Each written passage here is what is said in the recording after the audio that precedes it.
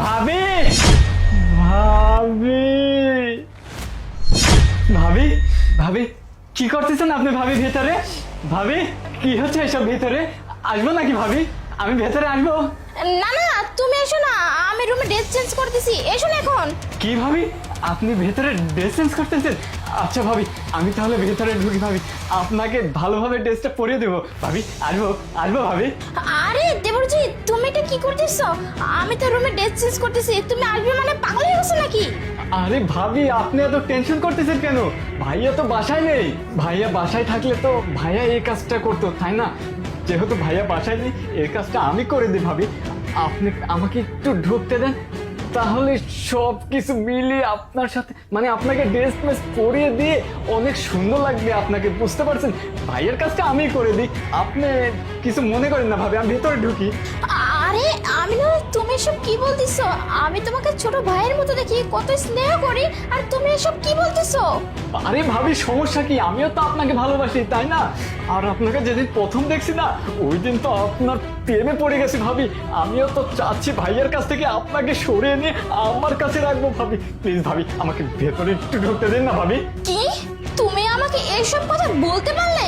দাঁড়াও, আমি তোমার ভাইয়াকে ফোন দিয়ে এখনই সবকিছু বলে দিচ্ছি। কি আপনি ভাইয়াকে বলে দেবেন? দেখেন ভাবি আপনাকে আমি পাওয়ার জন্য কত কিছু করছি, কত কিছু করে যাচ্ছি, আর আপনি তো ভালোভাবে ভালোবেসে আপনাকে বোঝানোর চেষ্টা করছি, কিন্তু আপনি তো কোনো মতেই বুঝতেছেন না ভাবি। দেখেন আপনার যদি ভালো মতো না বুঝেন না তাহলে কিন্তু আপনাকে আমি সত্যি সত্যি জোর করে সবকিছু করব। আমি এখনই ভিতরে ঢুকতেছি, দাঁড়ান ভাবি আসেন তো আমার কাছে।